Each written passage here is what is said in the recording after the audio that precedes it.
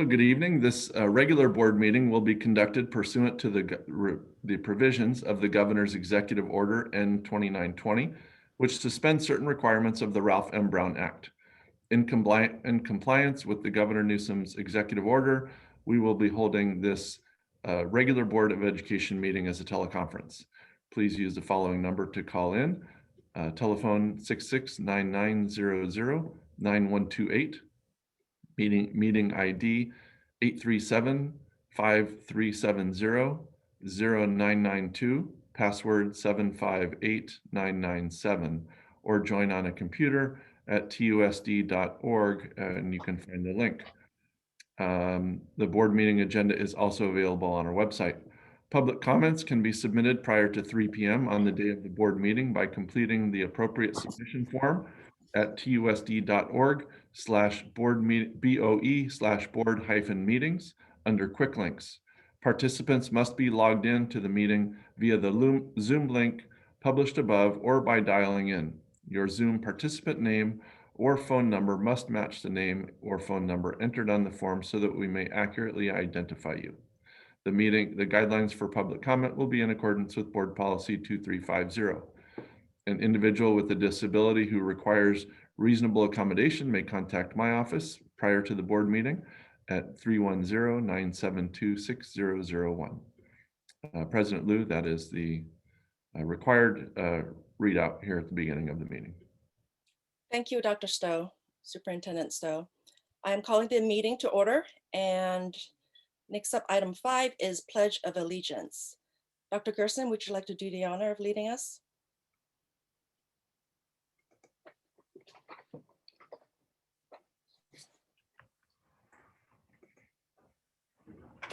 I pledge allegiance to the flag of the United States of America and to the republic for which it stands, one nation, under God, indivisible, with liberty and justice for all.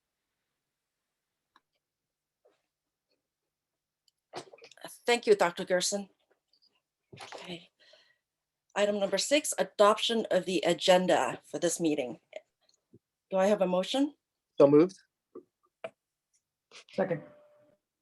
Great. All in favor, raise your hand, say aye. Aye. Aye. Aye. The vote is unanimous. The motion carries. Item number 7, report of closed session actions. We have 2 items. First, in closed session, our board voted to grant a level 4 appeal to the Board of Education, and roll call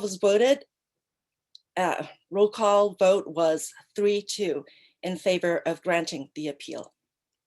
Item number 2, the Board of Education, also in closed session, voted unanimously to approve the following administrative appointment effective July 1st, 2021. Soo-Hyun Kim, Principal, Towers Elementary School. Soo-Hee, we're all clapping here. Soo-Hee has served as an assistant principal at Hickory Elementary School since 2019. She had previously served as a math resource teacher, math coach from July 2014 to July 2019. In this position, she researched and provided professional development to K-12 teachers that supported best teaching strategies, math content knowledge, and use of assessment results. She supported student achievement and success by continuously improving teaching and learning through a positive professional culture and rigorous curriculum instruction. Prior to that time, Seung-Hee was a math teacher at Jefferson Middle School since October 2006. Some of her leadership roles with the Torrance Unified School District included department chair, teacher leader, math counts coach, and coordinator of the school-wide math events. She previously served as a teacher at Thorndike Elementary School in Tooele, Washington, from September 2004 to June of 2006. Seung-Hee received her Bachelor of Arts in Psychology at the University of Washington in 2002, and her Master's of Arts in Education from the University of Washington in 2004. We would very much like to congratulate Soo-Hee. Yay. I see Sue is here at our Zoom meeting. Would you like to say a few words? Yes, thank you. Thank you so much to TUSD Board of Education, Dr. Stowe, Cabinet, and Towers community for this honor and opportunity.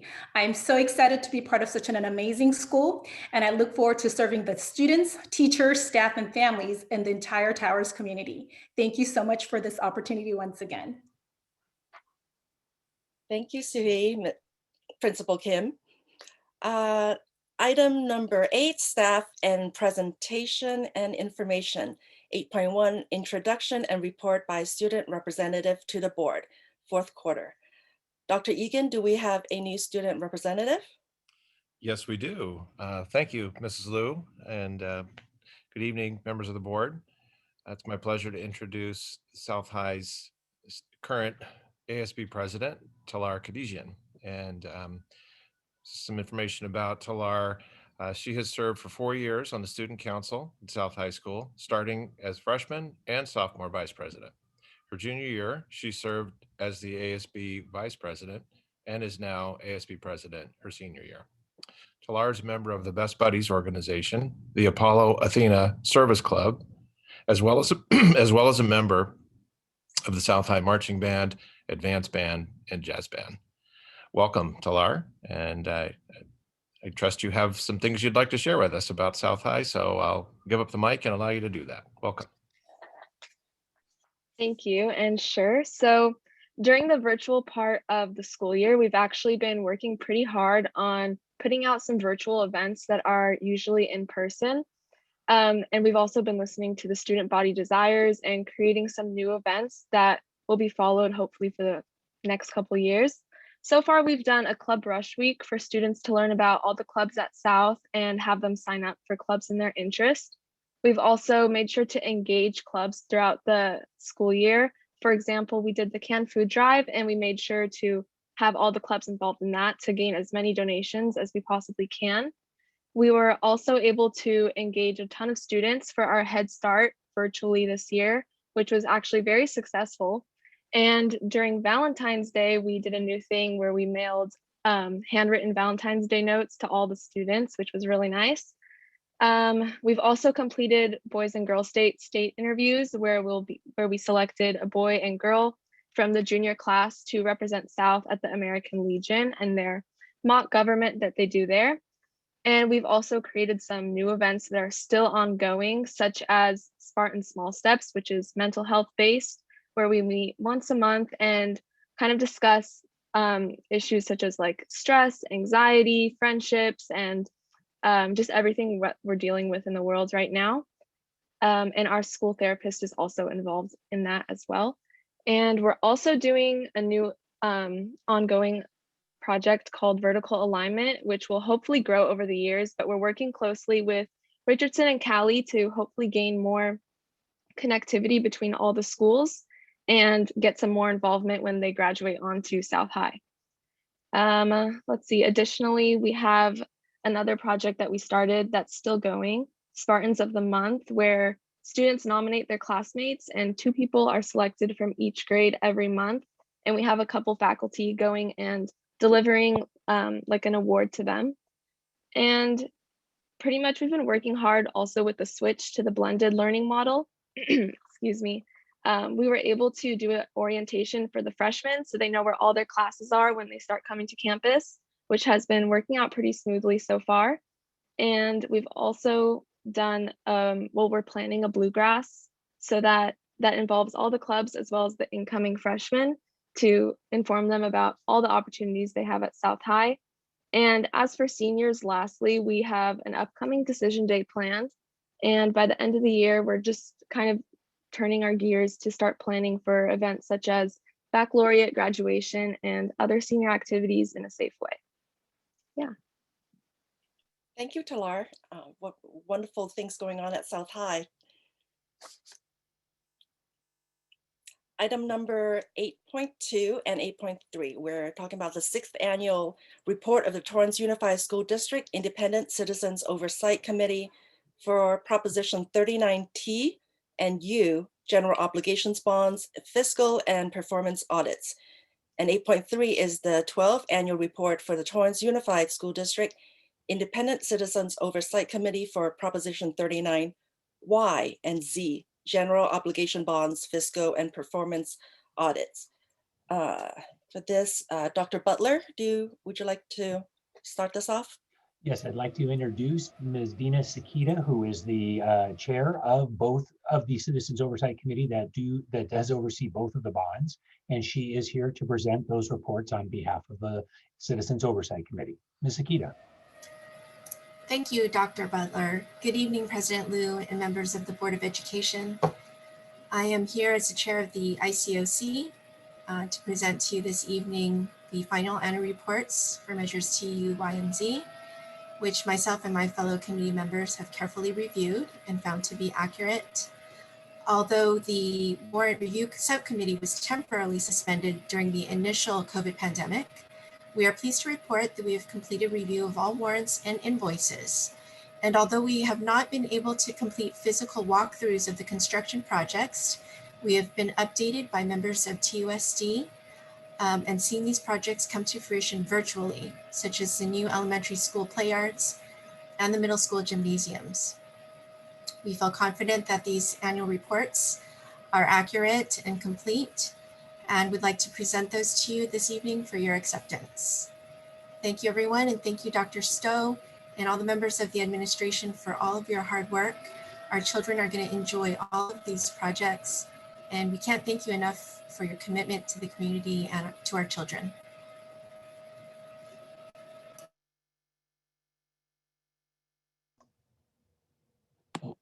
Thank you, Ms. Akita, for your report, and thank you and the rest of the members of your committees for helping us with these bonds. If nothing else, we are moving on to item 8.4, CSEA Chapter 845, Initial Proposal for 2021 and 2022. I guess I have the script in front of me. I'm supposed to read that. The CSEA Chapter 845 Initial Proposal for 2021 to 2022 is submitted at the regular meeting of the Board of Education held today, April 19th, 2021. PERB rules require that no formal response or discussion be held at this time. As you're aware, state law provides that we hold a hearing for public input regarding the CSEA Chapter 845 Initial Proposal for 2021 to 22. Copies of the proposal will be available to the public as attached to tonight's board agenda under item 8.4 and in the Human Resources Department. Time for public comment on this contract proposal will be provided at the May 3rd, 2021 Board of Education meeting. Moving on to 8.5 Interim Superintendent's Report. Dr. Stowe. Thank you, President Liu and board members. I've got some updates for you. We've got some new California Distinguished Schools. So this year, the state was recognizing secondary schools, and there was no formal application process. They were going based on some past data, but we're happy to report we have 5 of our middle schools that were recognized as Distinguished School: Bertlin, Calle Mayor, Casimir, Madrona, and Richardson. So congratulations to those schools, and there will be some sort of recognition, likely virtually, but later this spring. Dr. Stowe, I'm sorry to interrupt you, but I just want to let you know that our board members and I have been receiving some emails about the change from LAC-DPH to allow us to go to 3 feet of physical distancing between students in the classroom. Some parents were wondering if this would allow us to go to full-time for the remaining few weeks of school. I hope that you'll also address that in your update. Thank you. Yes, absolutely. I'll get to that. I received a number of those inquiries as well, and have prepared some remarks. Thank you. Prior to getting that, though, I'd also like to update the board. We had a very successful water polo, cross country, and football season for students that were able to participate in those, as abbreviated as they were. It was great to see people come out and support the students to make that happen. We've got other athletics on campus, that are occurring: baseball, basketball, wrestling, track and field.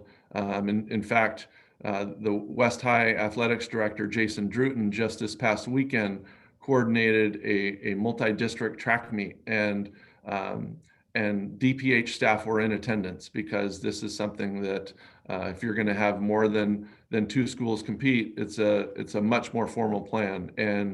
And he did a great job, and the staff there and students, and in fact were recognized by the DPH and given the green light to, if they want to host further meets, that they have demonstrated that they follow the protocol. So that's exciting to know that that is happening and has happened, and very great for those students that can participate. We are continuing with the enrollment in our dual immersion program at Carr and Torrance Elementary School. Also, I did neglect in a previous message to let folks know and the board that our Tykes preschool program has been closed since the pandemic began. And this is essentially it's a state preschool that we run. They opened the same week that we opened for secondary schools. And so our teachers and staff did a great job of preparing and making sure that the state reviews that had to happen in order for that to reopen were able to. And so those students are back on campus. And then finally, our secondary students have been back now for, this is the 3rd full week. And just want to thank everyone for all of the work that has gone into making that happen for our students. So during the pandemic, more time than any in my educational career, and probably most of us in this virtual room, people have realized the critical role that schools play in the economy, health and safety, and preparing our country for the future. We've seen the importance of school leaders of all kinds who have had to make decisions in the face of adversity and with incomplete information, but always keeping student interest at the forefront. We've seen teachers and support staff and administrators provide welcoming, supportive environments for students in their classrooms. And these uncertain times have called for some definite courage. So tonight I'd like to start with another thank you. I know that we have all been grateful for how we've worked through this year as a unified district, really rising above some concerns to do what's best for all of us and for our schools and for the greater community. I would also like to state how incredibly grateful I am to the Board of Education for your support, both because I am new in this role during such an exceptional time, having been appointed as interim superintendent 1 year from tomorrow, and for your commitment demonstrated over and over again to bring back more students sooner, safely than any other district in the county of Los Angeles. As we look forward, I'm excited for what our student representative talked about, with in-person graduations, in-person promotion ceremonies for the current school year to celebrate the achievements of our students. And we are also working with principals and various site groups for other in-person experiences as the school year comes to a close.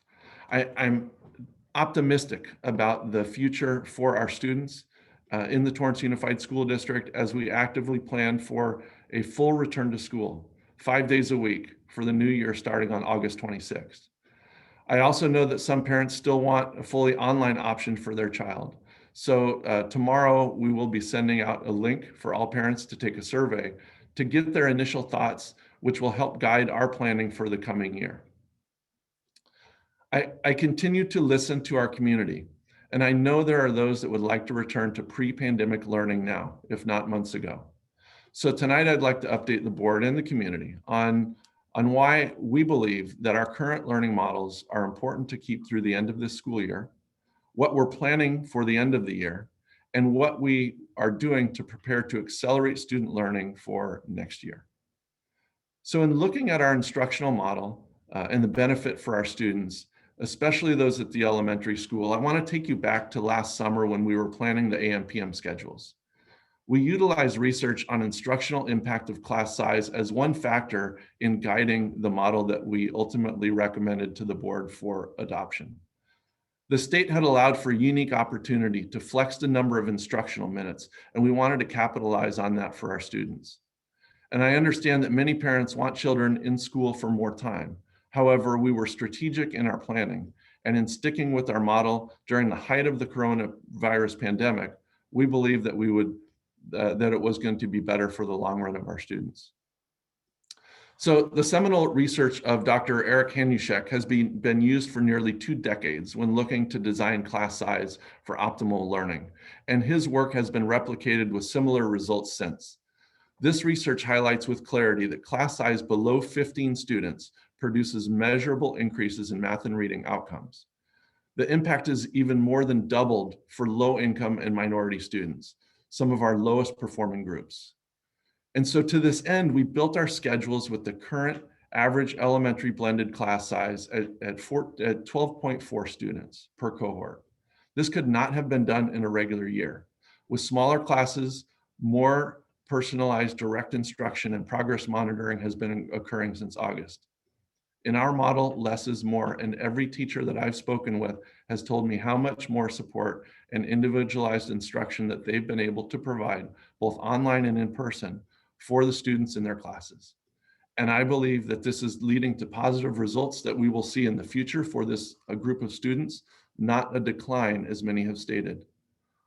I also regularly visit classrooms across the district and have recently met with PTA unit presidents from all schools, our district communication council with representatives from our school site councils, and students, teachers, and administrators.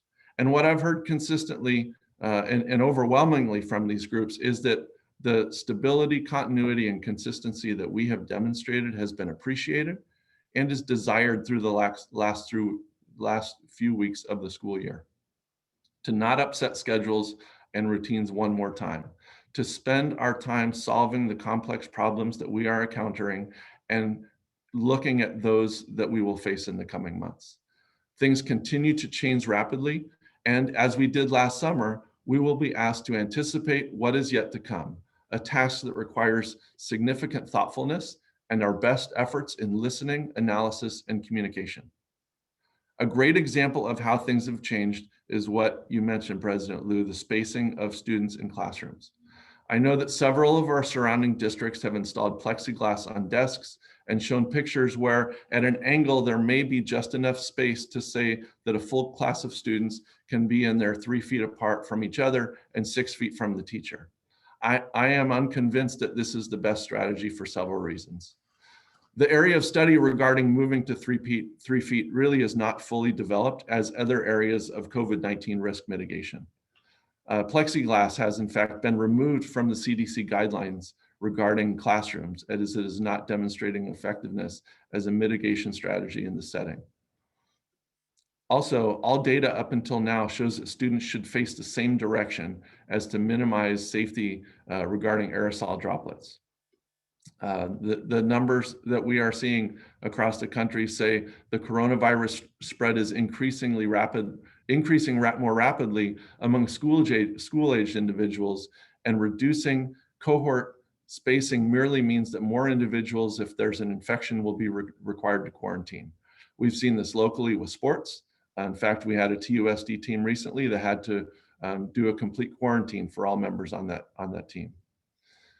The additional disruption to students is real, and while it might not be measured, the educators that I've talked to know that consistency is an integral part to student well-being and learning. And while some families are unconcerned about this, we have many families that are concerned about putting more kids in classrooms. And we also know that families will change their minds or want to change their minds about students attending in person if we were to modify these class sizes. And as we've gone through before, we don't have space in our distance learning classroom, or it's not in the best interest to have students change teachers if we can prevent that. So our task has been to maximize learning outcomes for students and opportunities rather than maximizing students in classrooms. We do everything we can to protect that in-person time, that targeted instruction at all levels. At the elementary school, we do music and PE, independent learning, supports for counseling and special ed services, some social emotional lessons that I know the counselors are doing. That's happening during asynchronous time. Also, Wednesdays are utilized for additional ways to connect students to assemblies, live events, and other activities. I know I saw some science activities a few weeks ago, all that allow all students, blended and distance, to engage with each other and be part of that school community. In addition, students have access to counselors, recorded lessons, adventures in art, outside virtual assemblies and art, drama, music, as well as some guest speakers. And more options are being worked on for that asynchronous time by Dr. Crumpy and Dr. Kim as we speak, and they are working to get more students on campus for these live experiences as much as possible. At all schools, many of our special education, homeless, foster, low income, and English learners are now able to be on campus from 9 to 3 as part of more recent stable group permissibility, so that we can have them in person with their classmates and also in person to receive the services that they need to continue their education. And finally, as we look to implement mandated testing this year in grades 3 through 8 and grade 11, we're going to make every effort to utilize that asynchronous time for students to be able to do those tests. We're planning at the middle school enrichment opportunities and activities for students this spring and after school, and for various clubs to resume on campus. We're committed to improving the existing middle school and high school concurrent and asynchronous instructional models and enhancing student activities during the AB cohort days when students are on campus. And of course, planning for these in-person events, graduation, promotion, all of the celebratory kind of things that will happen here in the next 6 weeks. So I'd like to say again, thank you to our entire school community. Thank you for the patience, the grace, the caring. May we never experience another year like this one. But regardless of what that future holds, as a school community, we're dedicated to being a learning organization, taking the lessons that we've learned to improve who we are and what we do. And we've done that all year, and we'll continue to do that as we plan for next year. And I look forward to what we will be able to accomplish in the years to come. And again, parents, you will be receiving an email tomorrow with a link for a survey so that we will know and be able to address issues and plan for what your selection would be next year. 5 days in-person instruction as allowed by the DPH, or for a virtual option. So Madam President, I'll turn the floor back to you. Thank you. Thank you very much, Superintendent Stowe, for your report. Now we have item number 9, oral communications by the public for unscheduled hearings. 9.1, the Board of Education welcomes input from the public. Speakers wishing to address the board on non-agenda topics have already completed the appropriate submission form on the district website. Time allotted for public comments on non-agenda items is limited to 3 minutes per comment and for a total of 30 minutes. A speaker may not relinquish his or her time to another. Dr. Gerson, will you be keeping the time when we have those? I appreciate the setup. Thank you. I'm ready now. Okay, great. And Officer Mara, do we have some public members who would like to speak? Yes, we have 4 people who submitted a request. First person is Brett Egan. Brett, go ahead and unmute yourself and you can go ahead and speak. Got 3 minutes. All right, can you hear me? Yes.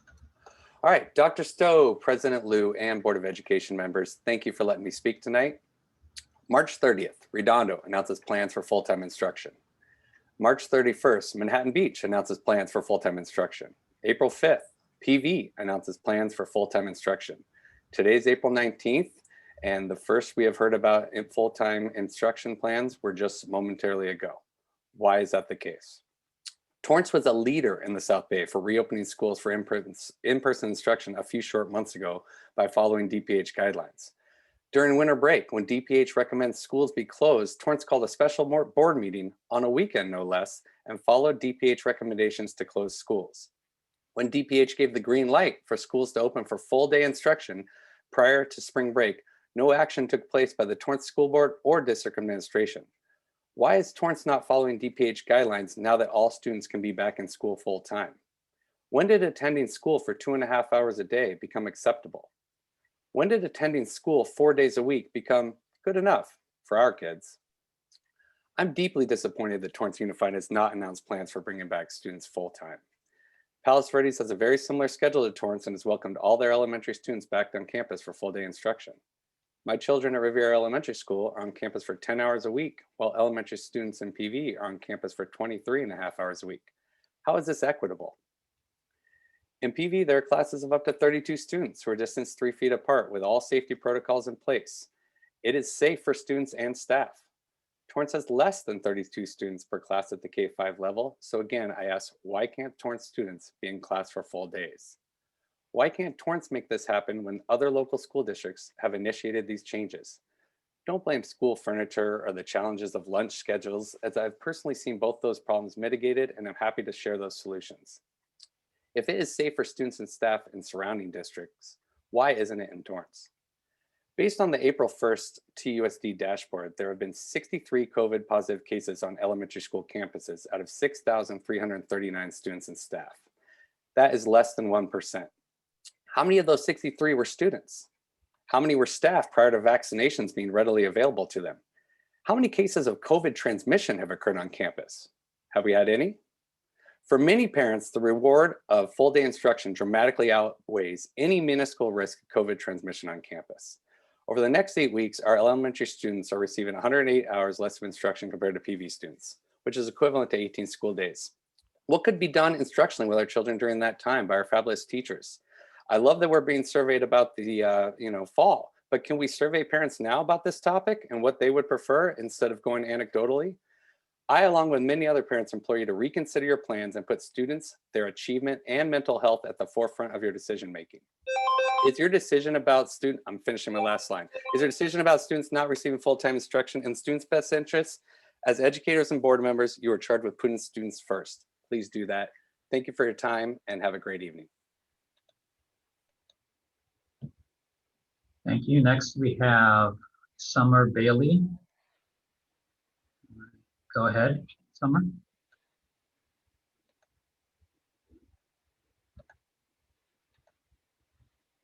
I think you're calling in through the phone.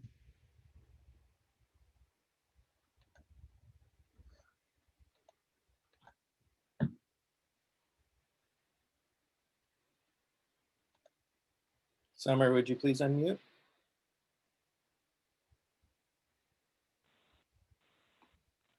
Hi, can you hear me? Yes, go ahead. Thank you. Hi, sorry. I just wanted to say that I agree with the last caller, and I hope you all will take that into consideration. But that's not why I'm calling today. And I just wanted to say thank you for taking my questions. As you guys are aware, I'm sure that the California Department of Education passed the ethnic studies curriculum. You're also probably aware that there's a lot of controversy regarding the contents of this curriculum, which has raised concern for many parents. So what I would like to know is, will the district adopt this curriculum? If so, how will parents be notified? And how do we learn more about the specifics of this curriculum that our children will be taught? Will there be transparency on what the students will learn based on their grade level? And lastly, will parents have the opportunity to opt out if they do not agree with the contents of this curriculum? That's all I had to say. If you can give the time to the next caller. Thank you. Next, we have Heidi Duncan. Go ahead, Heidi, you can unmute yourself. Hi, can you hear me? Yes. Hi, good evening. First, I just want to thank you for your continued service. And I do understand these are challenging times to be decision makers that affect so many of us. And second, I'm so thankful for the opportunity to even be able to get on here and talk with you. Dr. Stowe, thank you for your words and for some clarification on why things are the way they are. It sounds like maybe there's been some minds made up. So with that, though, I'd like for you to, or just encourage you to listen further, just a little bit longer to some more community feedback. And that's what I have a little bit for you today. I have 4 kids in the Torrance school, 2 in elementary and 2 in middle school. I feel very strongly that we should continue steps towards in-person learning. I understand that these are hard decisions and they include and affect so many people. But if we don't continue to move forward with reopening of schools from the home front, which is exactly where I stand, it will feel as though we've been given up on. The towel has been thrown in for the year. And I don't believe that this is your intention. With all of your time invested in hard work, I know it's not the feeling you want us to have here at home. However, our priorities seem off. We tell our kids that education is important, yet malls, movies, sports, restaurants, and so many other things are continuing to open up around our kids, but our Torrance schools have yet to fully embrace our kids. We are sending them mixed messages that contradict what we have been telling them all along, that your education is important, that it is a priority. But from where they sit, the feeling is it must not be. Because if it was, then surely we would find a way for them to get back to school and full-time learning, especially as they see their peers in surrounding districts move forward. It would seem that here in Torrance, at this district, we are stuck in a holding pattern, moving but going nowhere and work with no progress. If we say their education is important, that it is a priority, then let's act like it. Continue to reopen our Torrance schools. I am not under the impression that this is an easy task, but rarely one that's worthwhile ever is. Our kids need, like you said, Dr. Stowe, structure, stability, and consistency. I don't believe from the home front, from where I sit, that that's happening. Let's press in, put our own words of hard work, perseverance, and hope into action. We need to commit to the hard work, persevere when things get tough, and give these kids hope that we are working so hard for them and their future. Thank you again for your time and consideration and all the work and everything you've put in, and have a great evening. Thank you for your time. Thank you. We have one last person, President Liu. Katie Zellhart, go ahead and unmute yourself. You can begin.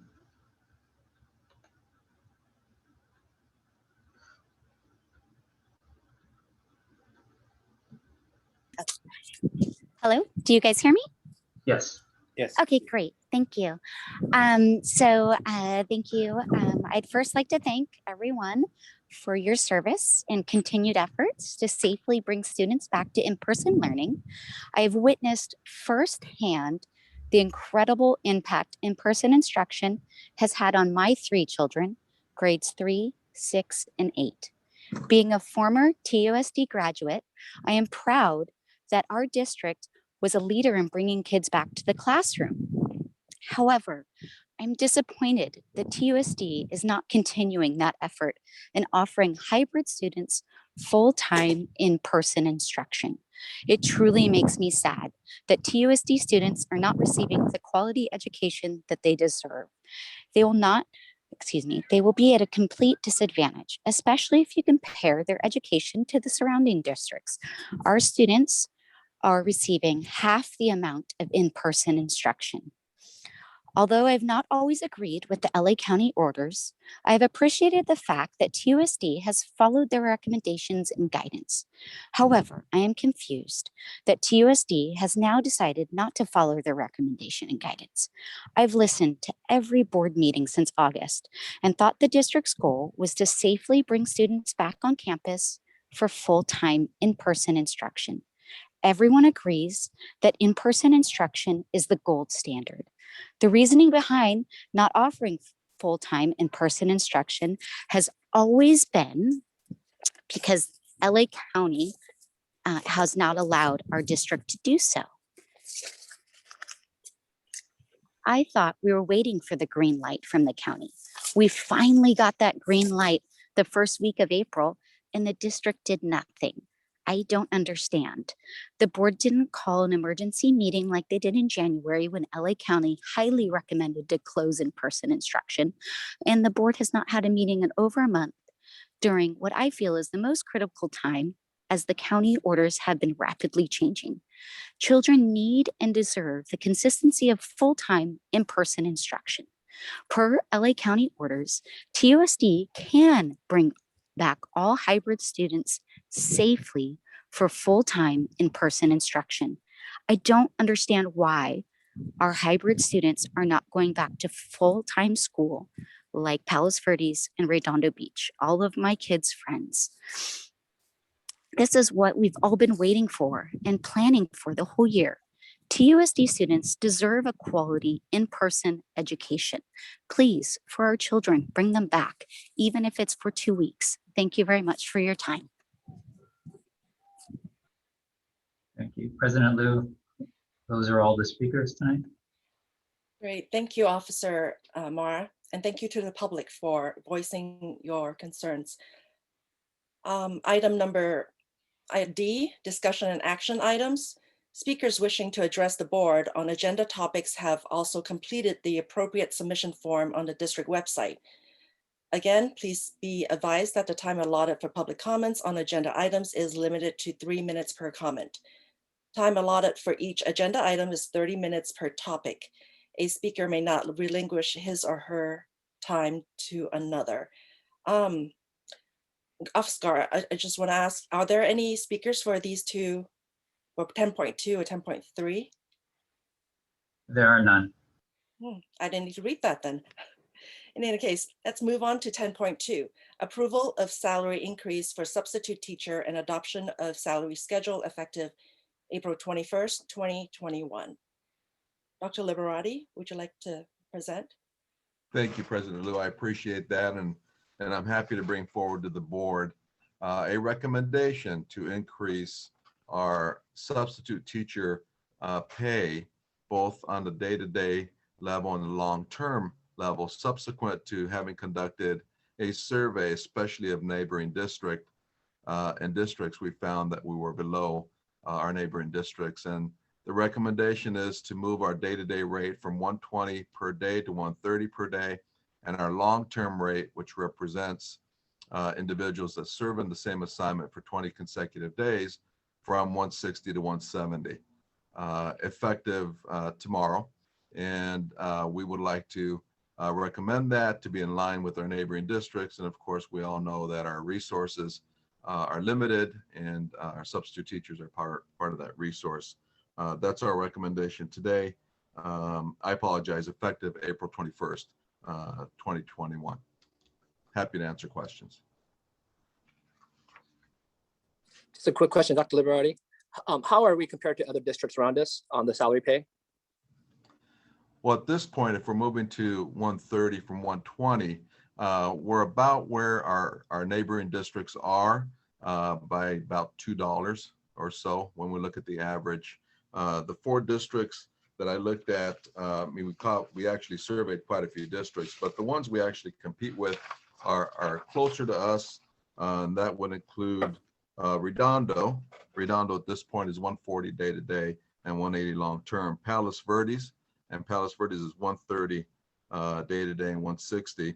Manhattan Beach is 135 and 161, and El Segundo is 125 day to day and 160 long term. So the day to day, when we average that, we're at 130. The average is about 132, but you can see our long term will actually be higher than our neighboring districts. And when we look at long term, again, that's somebody that has a full credential. They're able to stay in an assignment longer after 20 consecutive days.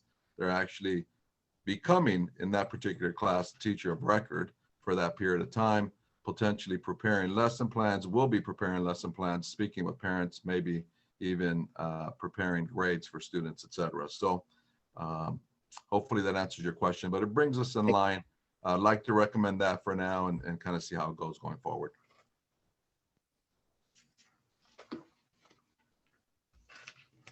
Dr. Liberati, what is considered a long-term sub? How many days or weeks does it have to be? A long-term substitute is a substitute needs to have a full credential because they'll be serving in an assignment for 20 consecutive days or longer for the same teacher. So on the 21st day, that teacher becomes a long-term substitute. Great, thank you for the explanation. Certainly. Are there any other questions from my fellow board members? If not, I can entertain a motion. Move to approve. Second. Roll call, please, Dr. Stowe? Yes, Dr. Muhammad, Yes. Ms. Park, Aye. Dr. Gerson, Aye. Mr. Hahn, Yes. and President Liu. Aye. 5-0, thank you. Thank you. 5-0. The motion passes unanimously. Item 10.3, approval of the utilization of NWEA MAP testing in place of CAASPP testing. And Dr. Crumpy, would you take this? Yes, good evening. So as you may know, the United States Department of Education recently granted a waiver to the California Department of Education for certain assessment and accountability requirements due to the pandemic. Part of that includes the percent of students that have to be assessed annually, the dashboard, and various requirements about program improvement status for different schools or districts. The United States Department of Education gave information to the California Department of Ed that they would not be looking at a waiver for alternate assessments because the California Department of Ed is going to continue to allow CASP testing during the pandemic. So we've been waiting for, whether a waiver would be submitted or not, and how quickly would it be reported on. They've determined that a waiver is not necessary. So then it's been up to the California Department of Education to give local districts guidance. And so, in fact, just as the agenda became live, we received, and even a few updates over the weekend, what that guidance would be. And while the CASP assessment is still available for local districts, we have been asked to look at the viability of giving the CASP exam. And with 65% of our students back in school, but 35% of our students who are continuing to learn from home, we don't feel that giving the CASP exam is a viable possibility for our students. The CASP exam requires secure browsers and that only work on certain types of mobile devices. And even with that, a lot of work from either parents at home or our IT department to try to make sure that the secure browser is working. It also, many of our students purchase their own Chromebooks, even though we have handed out, thousands of Chromebooks to our students. If you own your own Chromebook, you are not, you can't use that device for the assessment. So we wind up with a device shortage, which is another viability, option. And I think lastly, there are a lot of connectivity issues with some of our students that are using our hotspots that we have passed out to them. And there's been a lot of issues going down with some districts that have started to CASP testing, with sessions being timed out, frozen, having to restart, and it affects the validity and administration of the test. So using those options, they are giving local school districts then the permissibility to use an alternate assessment in lieu of the CASP for this year, as long as we assess students in the grade levels required, which is grades 3 through 8 and grade 11. We have to give the same assessment to each grade level, meaning, one school couldn't choose one type of assessment and another school choose another. We need to give the same uniform assessment across all of our schools, and that these results have to be provided back to both parents and to the community. And so with that, because we utilize the NWEA MAP assessment in the fall so that we could use it to gauge last year's learning because and where students were, because as you may know, the CASP was suspended during the pandemic last spring. So we do feel that this is an assessment that will give us pre-post test data on the amount of learning that happened this year with the students, and also be able to give us planning for our teachers to use moving forward to the fall to determine where our strengths are and any gaps that our students have, so that we would have immediate results to be able to use in our planning purposes.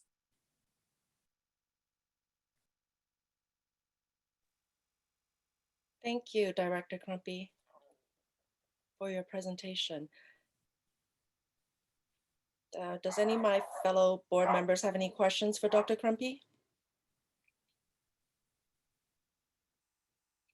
Seeing none, I can entertain a motion to approve. Sorry, to approve the item. Move to approve the item 10.3. Seconded.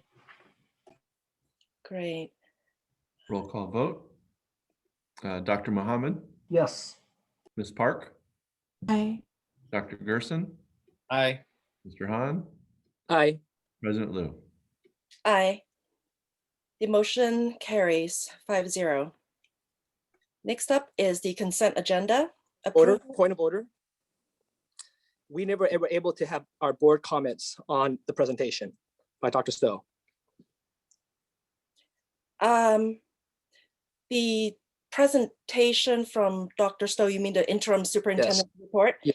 Yes, that was presented under 8, and under the Brown Act, if we would like to comment on it, we can comment on it definitely during oral communications, but we're not supposed to discuss it unless you have questions you want to ask the superintendent. I have questions.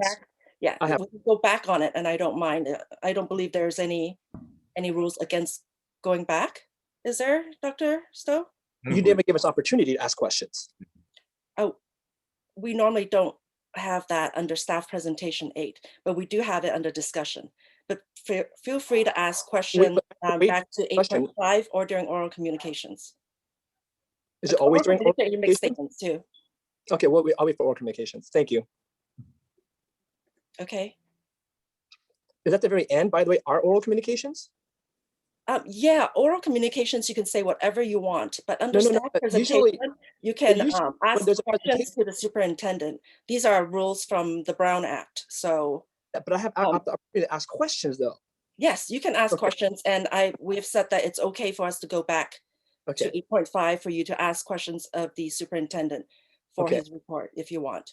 Okay, so the reason why I want to ask a couple of questions, because I have questions about your presentation. Now, first of all, can I make one statement? The statement is, there's one thing you left out about your report, Dr. Stowe, that we should celebrate, is that the teachers, our staff got their second round of vaccinations, and we were able to complete it since your last report. That's a big celebration. I wanted to make sure that we celebrated that, we rejoiced on that. I know that we can't make statements, but I thought that was something that we don't want to miss out. And so thank you to Dr. Stowe and Dr. Butler and Kathleen Cole, everyone. You guys did an amazing job. You made me sick after my vaccination, but it's okay. It's all good. We celebrate it, and we are happy that we were able to get it done. So a couple of questions about your presentation, Dr. Stowe, that I have questions about. You quoted that one author about in-person education, about 15 per class. That's great when you're in person, right? But we're not. We have 15 per in class for Zoom. We have, and that's maybe a different scenario when everybody's in person, but this is not a normal time. This is a pandemic. This is a time where kids are going through mental and social stress, where they're going through a difficult time. So do you believe that that data should be still reliable, especially at a time like this when we have our D's and F's amongst our freshman kids in high school are skyrocketing, and you're saying that this is the most effective way? Do you agree with that still, especially in this pandemic, that you would hold on to that instructional guide to make your decisions whether or not bringing back kids full time? I'm not sure about that. The research is around elementary school, and so that was in relation to the AM/PM model that we put in place at the elementary school with those small cohorts. That's what was that's some of the thought process when we last summer put the AM/PM model in place, was around the research on instruction in smaller groups. Yes. Okay, so I'm asking you now though, if we were to put 25, 28, do you still think that's the case, especially in light of the other options that we have right now, the way that we're doing it right now? I would personally disagree. I think that, you know what, for the social mental health of our students, just for the well-being, because I also have seen firsthand the benefits of my kids going to school. My son, after the first day in high school, do you know what he said to me was, wow, I actually learned something in class today. You know, and I think that in person, and we always talk about that gold standard, is always in person. And so that's my question to you. Do you still hold on to that? That's what it was before the pandemic, when we're trying to base upon the cohorts. But do you still, that if we have a 25, 28, that is less of an education in a class? Again, the research is around class size at the elementary school level. Certainly there's a lot of pandemic research that's happened. I can't speak to that. I was speaking about the setup of those small learning cohorts in the elementary school. Yes, in person is optimal.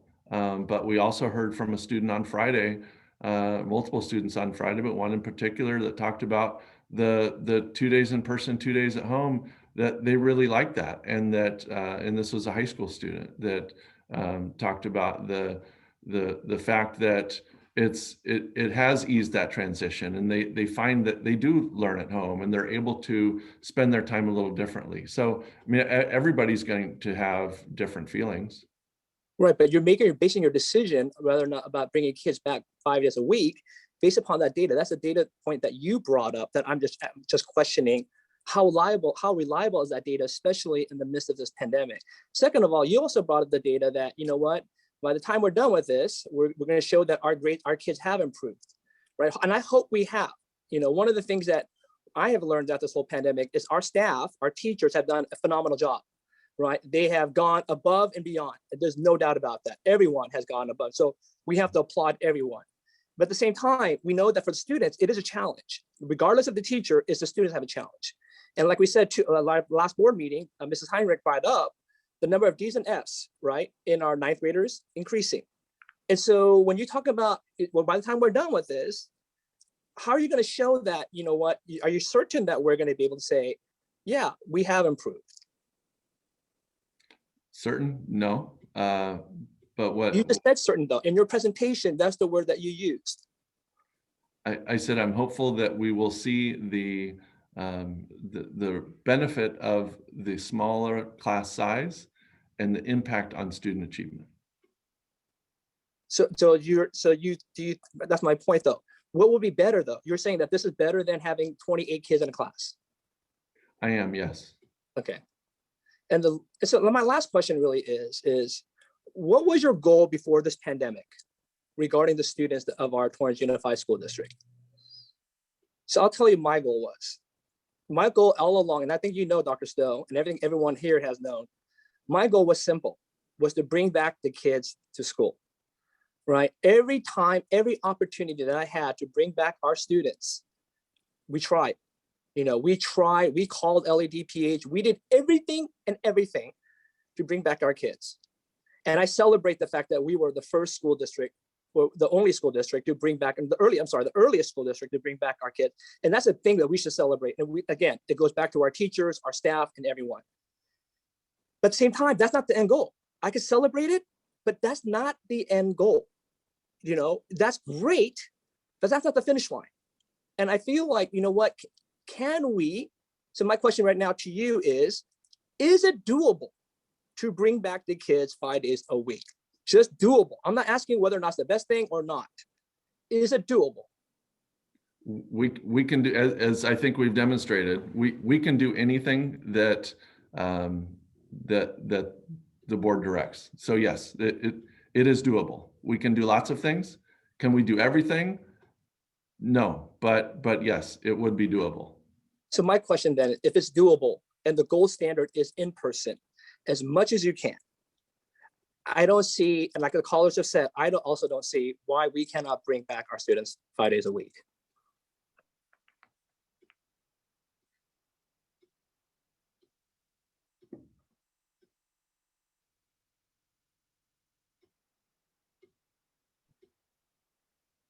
Mrs. Liu?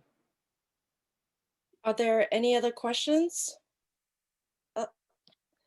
I just want to make sure you guys know, if an item is agendized under discussion action items, we can definitely talk about it and ask questions and discuss it among ourselves. But like we said earlier, the superintendent's report is under staff presentation. So we're actually not really supposed to discuss it, but I understand that Vice President Han was just asking questions to clarify the report. Okay, now we're moving on to item 11, consent agenda. Approval of the consent agenda as a whole. All matters listed on the agenda on the consent calendar, that is item number 12 to 18. They are considered to be routine and will be enacted with one vote. There's no discussion of consent calendar items unless members of the governing board, public, or staff request that specific items be removed from the consent calendar for separate action. Does anyone want to pull anything out of the consent calendar? The consent agenda.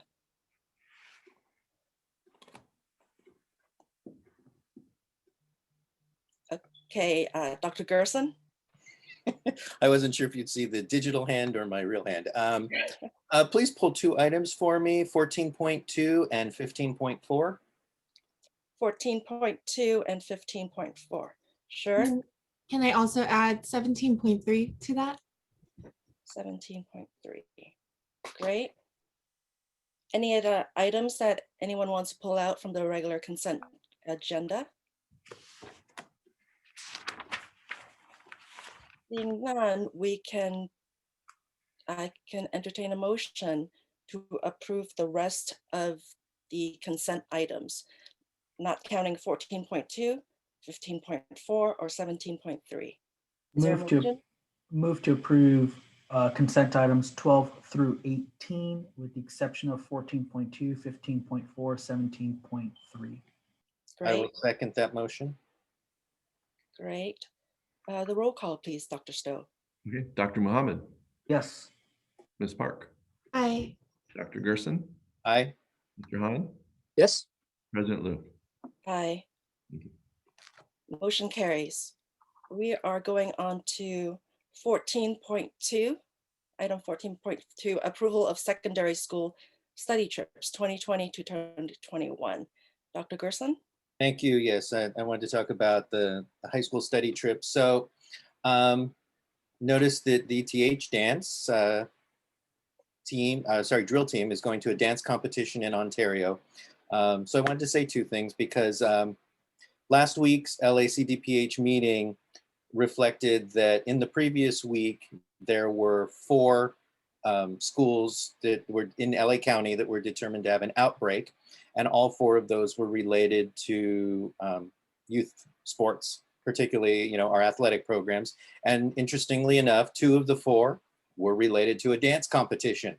And so I wanted to say 2 things to our Tartar drill team. First of all, I wish them good luck, but ask them to be super vigilant in protecting themselves, as I hope all of our athletes are, because again, in the previous week, we saw no outbreaks due to classroom instruction, but saw 4 due to youth sports. So just please be careful out there, protect yourself, protect your families, and I wish you the best of luck. I will put forth a motion to approve 14.2. Is there a second? Second. Okay, roll call. Dr. Roll call, Muhammad, please. Yes. Ms. Park, Aye. Dr. Gerson, Aye. Mr. Han, Aye. President Liu. Aye, motion carries for passing of 14.2. Next up is item number 15.4, approval for summer programs for 2021. I pulled this item because I was asked some questions by parents about these summer school programs.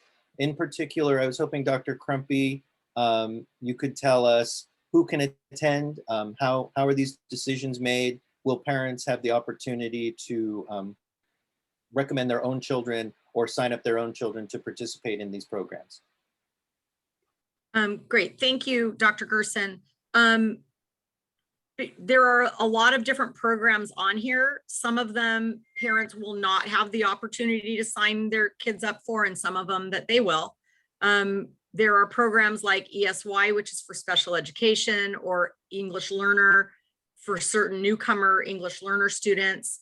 Our first summer school program, the one that is slated for June 21st to July 22nd, is being the plans are being finalized as we speak, with applications to teachers out, and a lot of who we can invite is going to be based at the primary elementary level, K2, on reading need, and at the upper elementary level, grade 3, 4, 5, at the math education need. And so there will be invitations that will go out to a number of students that fall within those categories. And we will include as many people as we can, contingent on the number of staff that we have that have signed up to teach summer school. So far, the numbers look good. We have a large group of teachers that are, what is Miss Lou doing? Sorry, catching bugs, and it distracted me. But we have a number of teachers that are signing up and stepping up yet again to assist us and to teach those summer programs. Additionally, there are further enrichment summer school opportunities that will be at school sites that will be available to all kids. And in addition to a few various other programs, 6-12 for dual enrollment programs in the high school, ways to accelerate through some courses for in middle articulating into high school, and some summer reading programs. These are all done. Well, the summer reading is done at home. We mail books. There'll be some virtual options. So there will be some virtual options as well. But these programs that we're discussing that are on the consent agenda for tonight are in-person classes. Thank you so much for clarifying all of that. I will, let's approve 15.4. I move that we approve 15.4. Thank you. Second by Mr. Han, was that? Yes. So Dr. Mohammed? Yes. Ms. Park? Aye. Dr. Gerson? Aye. Mr. Han? Aye. President Liu? Aye. Motion carries. And the next one is item 17.3, approve a contract with Fulgent Therapeutics, LLC for COVID-19 testing kits and testing services. Board Member Park? Yes. Dr. Butler, I was wondering if you could explain who the testing will be offered to, and what is the current guidance on surveillance testing and have we had any updates from the state or county related to testing, and what are constraints to implementing testing for our staff and students at this time? Thank you. So this is testing for athletics. So we did need to have a solution in place that was required for indoor athletics. So that's where we came up with this particular solution. It was originally required for outdoor high contact sports. We got started down that road, then we changed to different tiers. Didn't have to do it the same way for football, but Dr. Egan and our district head nurse, Heidi Carl, have done a great job implementing this testing program for athletics as required.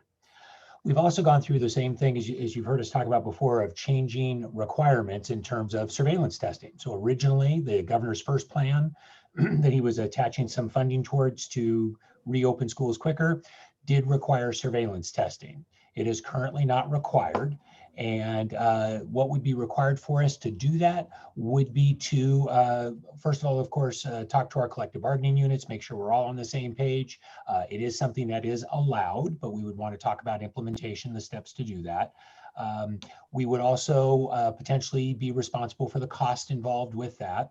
There is a new solution that the state superintendent of schools, Tony Thurman, has been talking about in terms of having purchased, I believe, 5 million testing kits that they do want to have out to students to districts to support surveillance testing. And we're waiting to see what the details of those are. But again, at the moment, not required, but if there is a good solution through the state, we'd be happy to look at it. As it was happening originally, again, when this first started, the cost of doing surveillance testing was going to be borne by districts, and it was significant. It was definitely above the level of funding being given by the state to reopen. So that's why that plan was kind of a non-starter. And we are constantly checking the information that we get from the state to see if there is a plan in place that we can take part in. I don't know of many districts doing surveillance testing at the moment. Some did choose to pay for it, some pulled back, and many of us are waiting now for what's the next state solution for that. Thank you. There's nothing else. I move to approve item 17.3. I will second that. Okay, Dr. Muhammad, Yes. Ms. Park, Aye. Dr. Gerson, Aye. Mr. Hahn, Aye. and President Liu. Aye. Okay. The motion to pass 17.3 passes unanimously. All right, item number 19 is our usual information for the public. Item 20 is comments from the members of the Board of Education. 20.1 is a report from our board representative to the Southern California Regional Occupational Center. Vice President Hahn, do you have a Yes. report? Yes, so we had just had a board meeting a couple of days ago, and again, we're still trying to discover more funding sources and strategy about the coming season, spring and fall. Obviously, we're trying to focus on adult education, but yet trying to find unique partnerships and pathways, perhaps with El Camino, trying to figure out how we can partner better, especially with the classes that we offer at SoCal Rock, with the districts as well as El Camino itself. Looking out to lease out more property on SoCal Rock, a couple more educational services and other organizations want to lease out properties. So we're looking to leasing out more properties for SoCal Rock.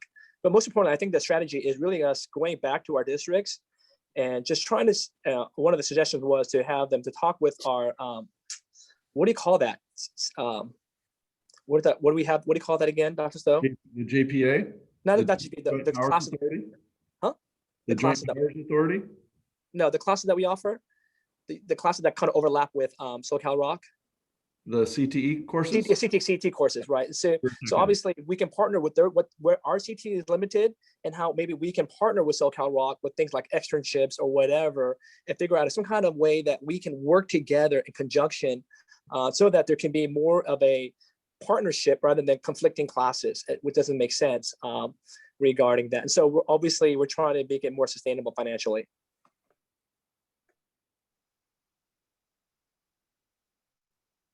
Great, thank you, Vice President Hahn. Do you have any other oral comments since you have the mic? So again, I just feel this burden, first of all, to say thank you to everyone. I know it's been a long time. It's April. The year's almost done. Again, with the vaccinations and with everyone, how far we've come, it is absolutely amazing, from where we were at the beginning of the year to where we are today. Again, hats off to everyone. There's no way denying it. But as the saying goes, right, we can never settle, right? We always got to push forward and to reach for the stars. And I'm reaching for the stars, and I know that. Again, I know I'm reaching for the stars. I'm hoping somehow, even when maybe LADPH will come back and say something else, My thing is that my goal all along from day one was bring back the kids every day. That was always been my supreme goal. And I celebrated with everyone when we brought even 2 days. It was great. It's something to celebrate. But again, I'm not going to stop until the year end.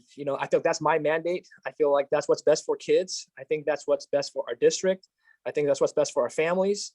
And so I'm not going to stop until we make every effort. And that's why with the federal the money that we've given by the state and federal, I would love to see that rather than trying to use it for the future, that we use it today if we can. Somehow to invest so that we can bring more students back on, or even longer per day. Whatever creativity, I know we can do it. That's my thing. I know we can do it. I just want to see it. And I'm going to keep pushing the envelope, because I think that the more that we push, we will get further than we could ever dreamed of. And that's one of the reasons why we're one of the first districts. We were one of the first people to say, before the school year begins, hybrid or distant. We knew at some point, this year, our kids were going to come back. What did that look like? We didn't know, but we knew. And that was the beauty of our team, and we anticipated and we did great. And that's why, because we're so proactive, that we're able to be the first ones. And that's going to celebrate. We took that chance and we took that insight and we ran with it, and beautiful. And that's why for me is, if there's any way that we can, I wish that we can. I would like to see if we can in every way. But again, thank you to everyone. Thank you, Dr. Stowe, Keith, Cabinet, everyone out there for all your hard work. There's undeniable, no doubt, you guys should be celebrated. Item 20.2, California School Board Association Delegate Report. Dr. Gerson, do you have a report? I do, thank you so much. So since our last board meeting, the California School Boards Association had Legislative Action Week. I'm very pleased that Mrs. Liu was able to attend with me. Our first meeting was with California Senator Ben Allen, and our second was with California Assembly Member Albert Mertsucci. The California School Boards Association had some talking points that they wanted us to focus on, and it does apply to our district. So the first area was budget. Even though there were several items within budget, we focused on deferrals because the state was forcing all school districts to borrow money because at the time there was difficulty. They didn't expect cash flow to be so good on the state side. So it was, the asking of don't push the deferrals onto the school districts. The second point was COVID-19 liability and the danger of bringing people onto campuses, and if school was the source of the outbreak in this litigious society, that what kind of protections is the state legislator providing to school districts? And then the third one was broadband access and the digital divide, which is great because AB 34 is sponsored by Assemblymember Mertsucci, which is the Broadband for All Act of 2022. And so we were singing to the chorus on that one, and we got to hear what he was doing on that front. And so that is what we did for Legislative Action Week.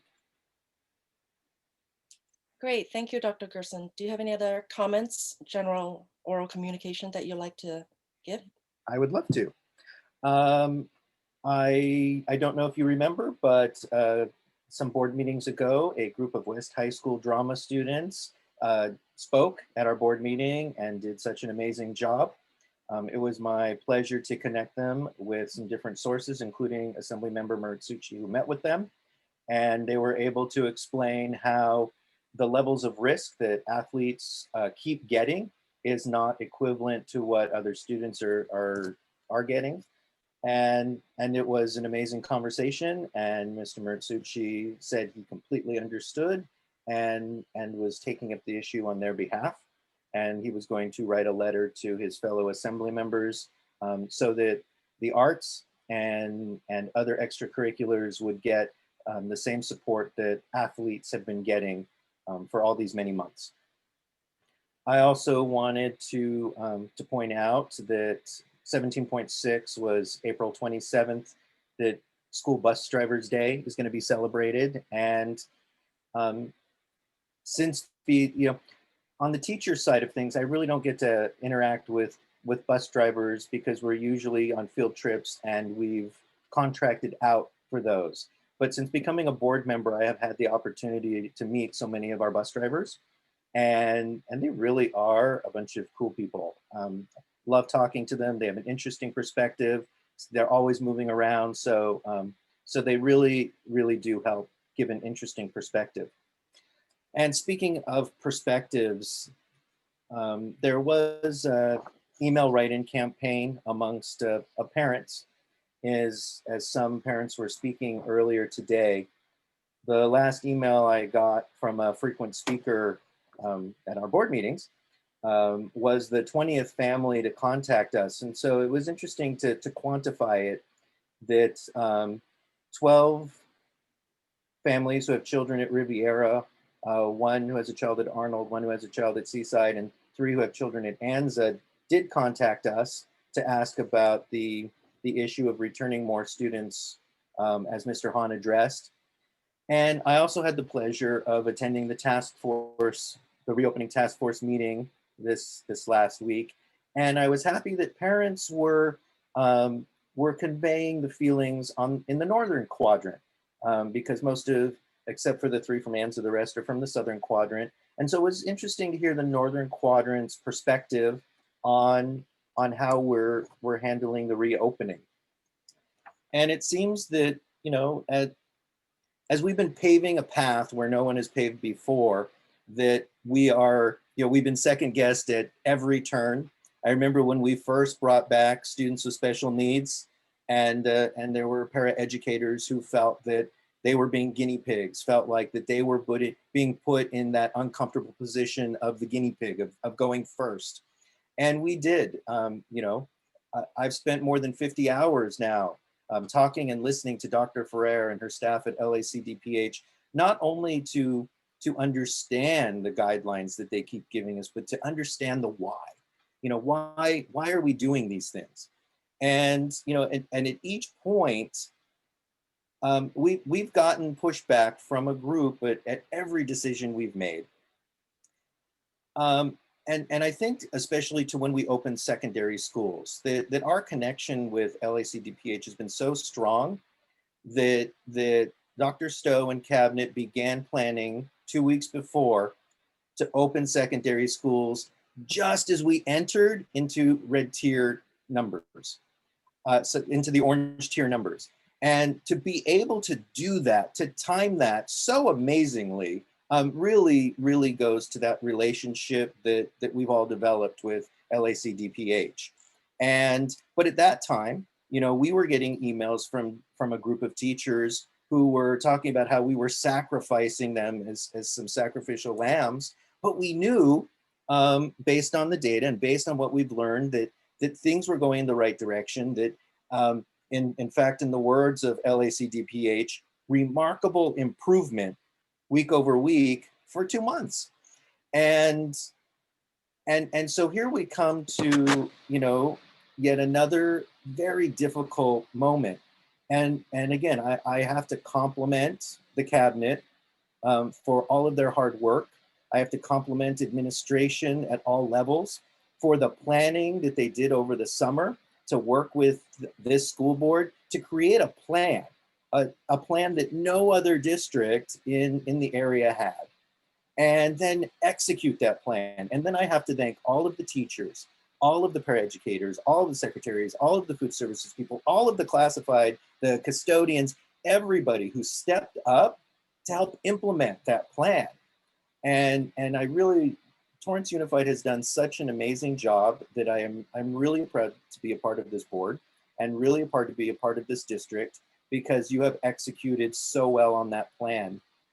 And, you know, I think there's a little bit of misunderstanding also, having spent so much time with LACDPH, that while I was listening to the speakers, I pulled up the actual words. I'm looking at, under the cohorting guidance, the exact words under the bullet point. And it says, cohort size should be as small as feasible.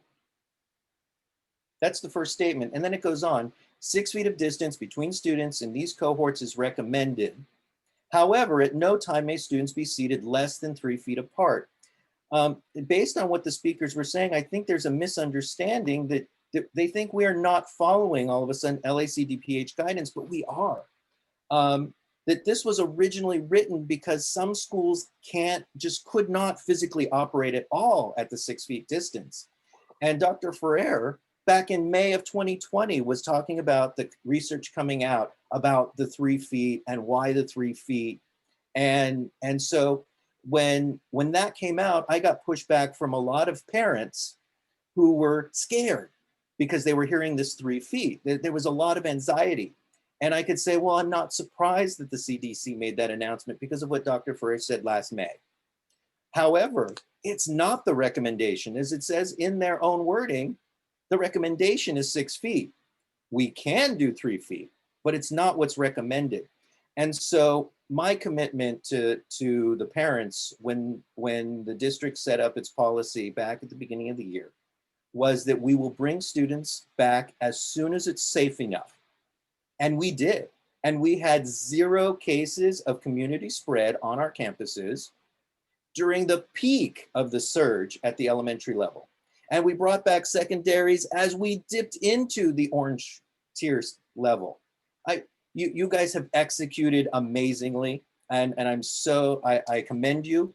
I understand why you want to finish off with the plan and focus on those things that the kids need, like graduations and promotions and the 5th grade ceremony. And even talking about, I saw some high school students when their teacher told them that a version of prom was being discussed and the excitement that those high schoolers had. So great job, keep it up. I absolutely support you in what you said tonight, Dr. Stowe. And you've done such an amazing job. In fact, I think we should, in a future meeting, discuss allowing Dr. Stowe to finish out this current contract by removing interim and give him the superintendent title, because he has so earned it as a leader in the South Bay, as a leader in LA County. It has been such a pleasure to work at your side. And so, as I said, I will support you for the remaining part of the year, and that we focus on getting as many students in the classroom and using the federal learning loss mitigation, as they call it, funding to fix the students who did suffer loss. And I hope the MAP testing that we approved tonight will give Dr. Crumpy and Ed Services that knowledge to be able to give the individual students what they need, and that we are as targeted as we can. And I'm just going to end by thanking again everybody from the teachers who have emailed me or called me concerned that tonight there was an action item, which there wasn't. It was just a report. And so I'm not going to call for a future action item again for all the reasons I said. So thank you, Dr. Stowe. Thank you, Cabinet. Thank you, all TUSD teachers and classified staff for an amazing, amazing year under this stress and this that we've never experienced before. So appreciate it. Thank you, Dr. Gerson. Board Member Park, do you have any comments you'd like to communicate? Yes, thank you. Thank you, President Liu. I just wanted to say congratulations again to Principal Sunyi Kim, and very excited for everything that you're going to be doing for TARS. I also wanted to thank the parents, Brett, Egan Zimmer-Bailey, Heidi Duncan, and Katie Zellhart for sharing your concerns and demonstrating how to advocate for our students in a respectful way. I think it's an example that's sorely needed in today's climate. So I wanted to express my appreciation for how you were able to express your concerns. And finally, I just wanted to acknowledge the Chauvin trial and its impact on members of our community who have experienced racial trauma. And I hope it will allow for difficult but necessary conversations with and among our students, and help them to process their feelings and emotions. And I'm tearing up, so I'm going to mute now. Well said, Ms. Park. Dr. Mohammed, do you have any comments, general comments you'd like to communicate? Thank you, President Liu. I think some of the things have already been said, so I'll just focus on some other items. Just first, I want to thank Ms. Sakita and her team for Citizens Oversight Committee. So thank you for your service and what you've done, and just making sure as an extension, keeping us all on track with our bonds.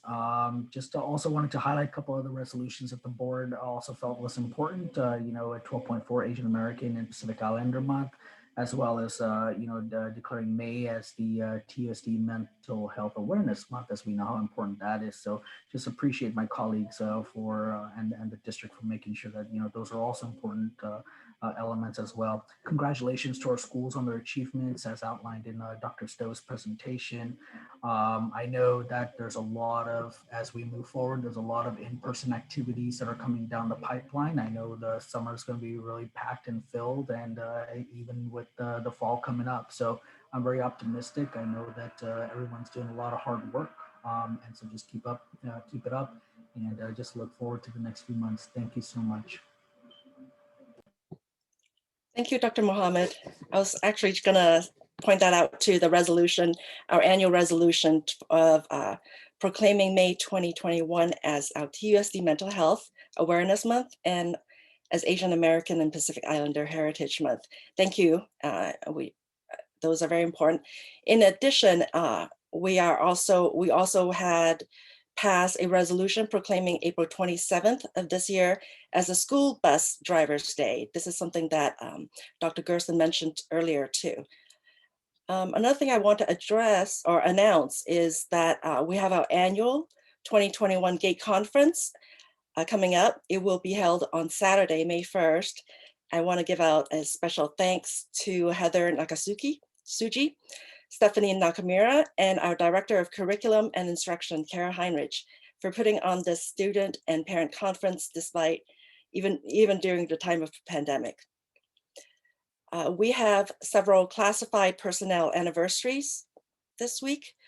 For the 10-year anniversary of accredited service, we have Blanca Santiago, Grace Vidad. For 15 years of accredited service, we have Misako Numes, Andres Ramirez, and Alice Sanchez. For 20 years of accredited service, we have Dia Hackett, Jeanette Zimmerman. Thank you all for your continued and dedicated service for our district. And lastly, I regret to announce the sudden death of Palos Verdes Peninsula Unified School District Board member Jeff Frankel earlier this month. Mr. Frankel was only elected last November, and the board did a very special meeting for him to celebrate his life. And so I want to send our condolences from our Torrance School Board and the district to Mr. Frankel's family and the PVP School Board and district. All right, then now we are moving on to item 21, adjournment in memorandum. We are adjourning in memory of retired teachers, Barbara Hughes, Betty Lemke, Carol Ann Regal, Joanne Ello, and former middle school principal, Chris Lipsy. Is there a motion for such an adjournment? So moved. Second. All who approve, raise your hand and say aye. Aye. Great, motion passes unanimously. Thank you, everyone. And thank you to the public also for attending this meeting.